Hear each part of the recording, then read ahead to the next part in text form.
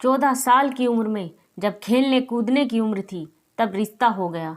उस समय में सभी लड़कियां 12-13 वर्ष में ही ब्याह दी जाती थी। शादी का मतलब भी तब पता नहीं होता था। बस ये सोच कर खुश होते थे कि नए नए कपड़े मिलेंगे। माँ थी नहीं तो पिताजी ने बस जो थोड़ा सा घर का कामकाज सिखाया वही आता था। शादी का दिन आया और बस सारी रस्मों के बाद विदाई का वक्त भी आ गया। रोते रोते डोली में बैठकर ससुराल पहुंच गई। इतनी आलीशान हवेली देखकर मन ही मन बहुत खुश हुई। तभी सासू माँ की आवाज़ आई, अरे जल्दी से कलश लाओ, बहू आ गई है। और मैंने घूंघट की आड़ से अपनी सास को देखा। आंखों से एकदम सख्त मिजाज की लग रही थी। मुझे सच मानो थोड़ा डर गई थी उन्हें देखकर। सारी रस्में ख़त्म होते होते रात हो गई। बिस्तर पर लेटते ही नींद आ गई। सुबह सुबह नौकरानी ने आकर जगाया था कि चलो रसोई बनाने की रस्म है। तैयार होकर रसोई में गई और खीर बनाई। सबने तारीफ भी की, पर सासू माँ ने कमी निकाल दी। साथ ही साथ हिदायत भी दे दी कि अब बचपन छोड़कर कुछ काम काज सीख लो। 15 दिन बाद मेरे पति को भी हॉस्टल जाना था, क्योंकि वह तब बीए कर रहे थे। खैर अमर भी हॉस्टल चले गए और मैं अकेली रह गई। अपनी सास और ससुर के साथ पढ़ती। बीच बीच में अमर चिट्ठी लिखते थे, पर पहले सासू माँ थी, बाद में मेरे पास आती थी। उम्र कम होने की वजह से इतना फर्क नहीं पड़ता था। मेरे अकेलेपन का साथी था आम का पेड़। हाँ, वही आम का पेड़ जो हवेली के पीछे के आंगन में लगा था। उस आम के पेड़ के नीचे एक कच्ची मिट्टी का कमरा भी बना हुआ था, पर वो पेड़ फल नहीं देता था। इसलिए सारे हवेली वाले उस पेड़ को बांझ कहते थे। पर मुझे न जाने क्यों उस पेड़ से बहुत प्यार था। जब काम से निवृत्त होकर कुछ फुर्सत के पल मिलते थे तो एक वही पेड़ मेरा साथी होता था। उसको देखते हुए मैं अपनी सारी थकान भूल जाती थी। 2 साल बीत गए और मैं 16 की हो गई। अमर की भी स्नातक की पढ़ाई पूरी हो गई थी। आज अमर वापस आ रहे थे। सासू माँ सुबह से ही तैयारी में लगी हुई थी। खुद ही रसोई में जाकर सारा जायजा ले रही थी। मैं भी बहुत खुश थी कि अब मुझे अकेले नहीं रहना पड़ेगा। 16 श्रृंगार के साथ मैं पूर्ण स्त्री की तरह महसूस कर रही थी। आज मांग का सिंदूर कुछ अलग ही लालिमा लिए हुए था। शायद वह लालिमा मेरे चेहरे पर भी दिख रही थी। तभी तो मेरी सास ने मुझसे कहा कि जा अपनी नज़र उतरवा ले, अमर आ गए हैं हवेली की। हलचल से पता चल गया था मुझे। खाने पीने से निर्वित होकर सब आराम करने चले गए। अमर भी कमरे में आ गए थे और मैं बस शर्म से लाल हुई जा रही थी। तभी अमर ने मुझे तोहफा दिया, एक सुंदर लाल साड़ी। पर मेरे लिए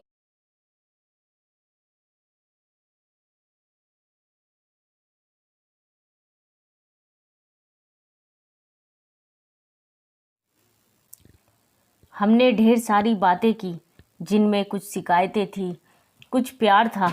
समय बीतता गया और 2 साल कैसे बीत गए पता ही नहीं चला।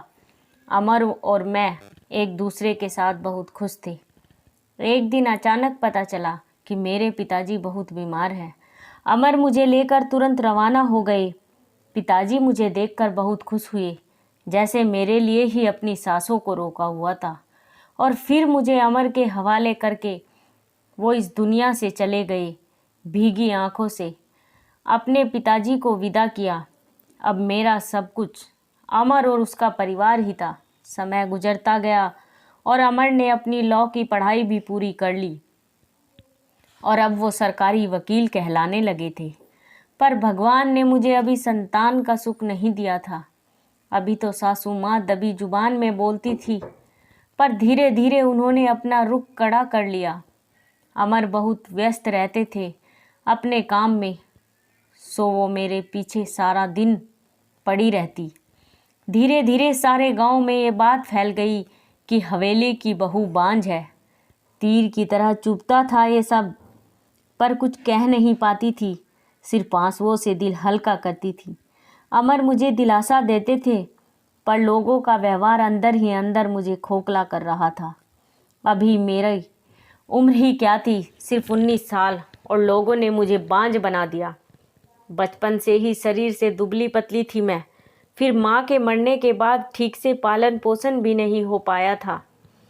एक दिन अमर जब दोपहर के खाने पर घर आए तो सासू माँ ने फरमान सुना दिया कि हम अमर की दूसरी शादी करेंगे। उफ, इतना बड़ा धोखा अमर कैसे दे सकते हैं मुझे?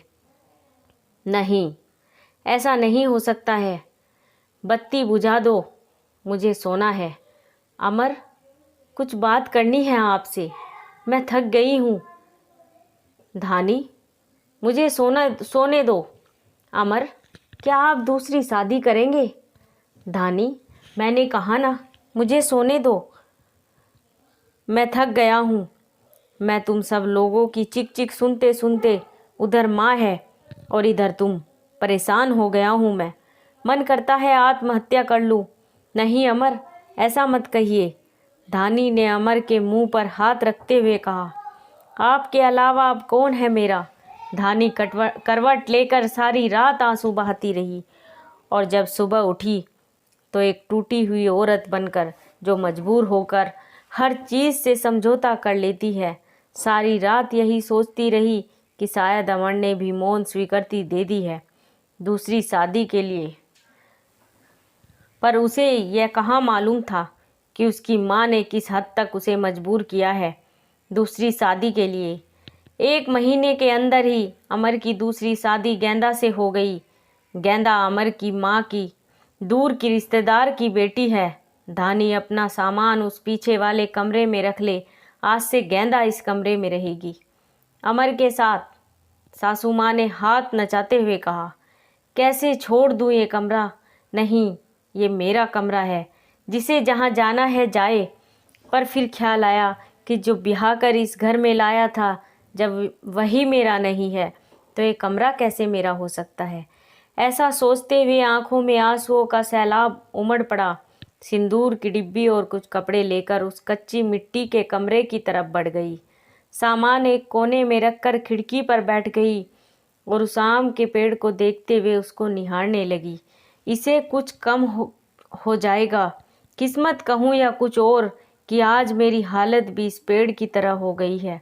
अकेला, बेसहारा, जैसे अभी तक अपने अस्तित्व को बचाने में सफल रहा है।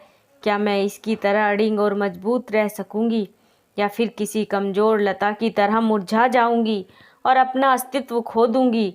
नहीं, ऐसा नहीं होगा। मैं मजबूत रहूंगी। जब ये बेजुबान पेड़ सब से लड़ सकता है तो मैं क्यों नहीं? अपने विचार श्रृंखला से बाहर आते ही मैंने अपने आप को संभाला और हर स्थिति से लड़ने के लिए तैयार किया। दिन गुजरते गए और मैंने घर के कामों में अपने आप को व्यस्त कर लिया।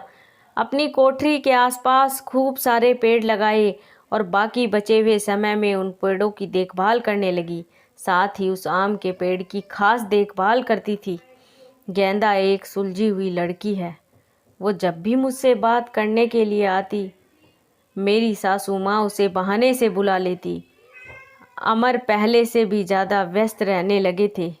मुझसे बात तो करते थे, पर एक पछतावा हमेशा उनकी आंखों में दिखता था।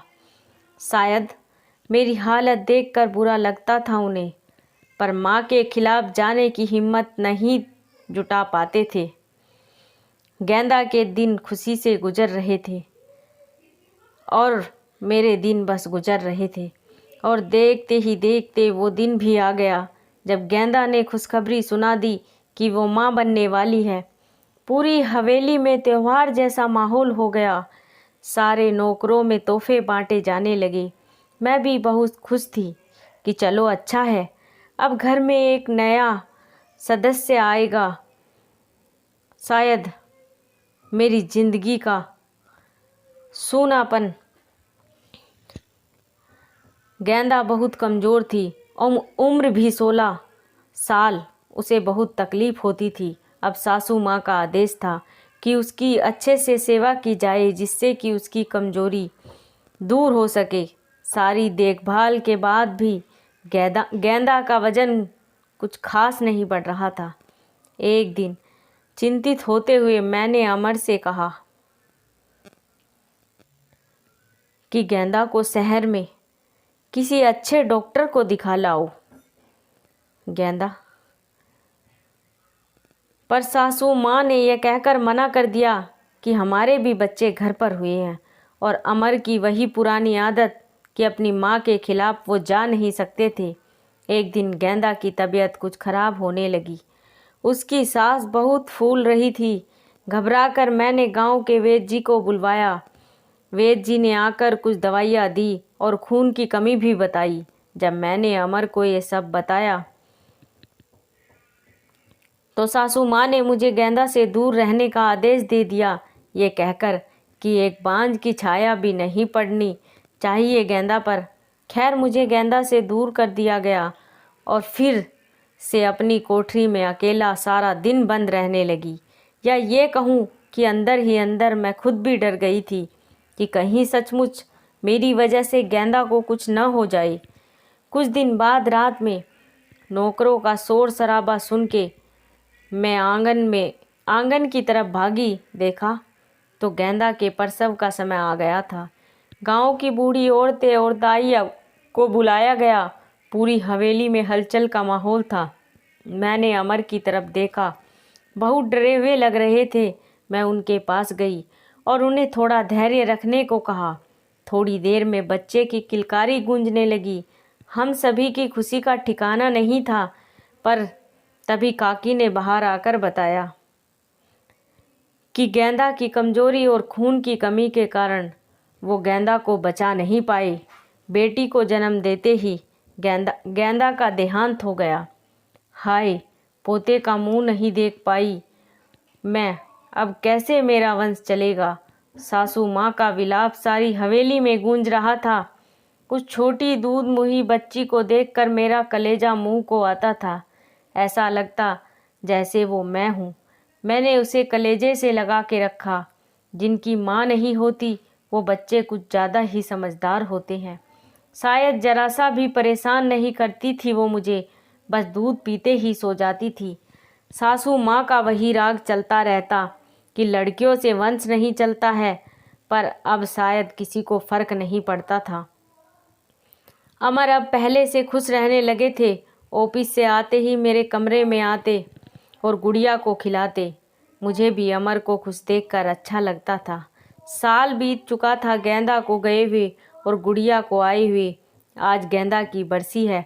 हवेली में छोटी सी पूजा रखवाई है मैंने। पंडित जी के आते ही सासू माँ ने प्रश्न किया कि क्या मैं जीते जी पोते का मुंह देख पाऊंगी, और पंडित जी ने उसके लिए कुछ ग्रह शांति के उपाय बताए। सासू माँ चल दी पंडित जी को हवेली दिखाने और सारी हवेली की शुद्धि कराने। मेरी कोठरी के पास भी गई और पंडित जी को वो बांझ पेड़ भी दिखाया। पेड़ देखते ही पंडित जी का मुंह बन गया और उन्होंने कहना शुरू कर दिया कि इसी मनहूस पेड़ की वजह से हमारे घर में बेटा नहीं है। जितनी जल्दी हो सके इसे कटवा दो। अब मेरे बर्दाश्त की हद हो चुकी थी। मैंने अमर की तरफ देखा, पर मुझे नहीं लगा कि वो मना करेंगे, और सासू माँ ने तुरंत नौकरों को बुला लिया कि आज इस पेड़ को काट ही डालो। मुझे कुछ समझ नहीं आ रहा था कि क्या करूं, कैसे अपने सुख दुख के साथी को बचाऊं। जैसे ही वो कुल्हाड़ी लेकर पेड़ काटने आगे बढ़ने लगे, मैं फुर्ती से भागकर उस पेड़ से लिपट गई और विनती करने लगी कि पेड़ को छोड़ दो, पर वो लोग नहीं मान रहे थे। मैं रोती जा रही थी, पर किसी को तरस नहीं आ रहा था। तभी किसी ने मुझे खींचकर धक्का दिया और मेरा सिर पत्थर से टकरा गया। सिर से खून की धार निकल रही थी।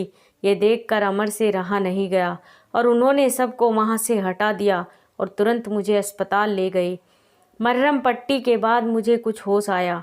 डॉक्टर साहिबा सामने खड़ी थी और अमर को कुछ समझा रही थी। सासू माँ भी वहाँ थी और उनके चेहरे से पता चल रहा था कि उन्हें अपने किए पर अफसोस है। डॉक्टर, क्या अब हम इसे घर ले जा सकते हैं? अमर ने पूछा। हाँ, अब आप इन्हें ले जा सकते हैं, पर ख्याल रखिएगा कि अब ऐसा दोबारा ना हो, क्योंकि ऐसी हालत में ऐसे गिरना ठीक नहीं होता। ऐसी हालत? डॉक्टर, क्या हुआ है इसे? अमर ने घबराते हुए डॉक्टर से पूछा, अरे आप लोगों को पता नहीं अब ये माँ बनने वाली है, तो इनका अच्छे से ख्याल रखिएगा। ये सुनकर किसी को भी यकीन नहीं हुआ। सब बस एक दूसरे को देखे जा रहे थे और मैं तो बिल्कुल यकीन नहीं कर पा रही थी। सासू माँ की आंखों में पछतावे के आंसू थे। मेरे सर पर हाथ रखकर बस इतना ही कह सकी कि मुझे माफ़ कर दो, और मैं मुस्कुराकर उनसे लिपट गई जैसे मैं अपनी माँ से लिपटी हूँ। पूरे 9 महीने मेरी सासू माँ ने मेरा बहुत ख्याल रखा और मैंने उस पेड़ का। आज मेरी डिलीवरी होनी थी। सासू माँ समय से मुझे अस्पताल ले गई ताकि जो गलती उन्होंने गेंदा के समय की थी वो अब न हो। बधाई हो, आपको पोता हुआ है। नर्स ने सासू माँ को खबर सुनाई और सासू माँ ने हाथ से अंगूठी निकालकर नर्स को दे दी। वो खुश थी, पर इस वजह से नहीं कि पोता हुआ है, बल्कि इस बात पर कि मैं बिल्कुल ठीक हूँ। हवेली में धूमधाम थी। सब खुश थे कि हमारा परिवार पूर्ण हो गया था बेटी और बेटे के आने से। और एक खुशी कहीं और भी पनप रही थी। वो उस आम के पेड़ में फल आ रहे थे। शायद हम बहुत जल्दी चिंता करने लगते हैं फल मिलने की, पर हर चीज़ का एक समय होता है, क्योंकि कुपोषित शरीर हो या पेड़, दोनों ही फल नहीं देते। आशा करती हूँ कि आपको यह कहानी पसंद आई होगी। कहानी पसंद आई हो तो चैनल को लाइक और शेयर करना ना भूलें। धन्यवाद।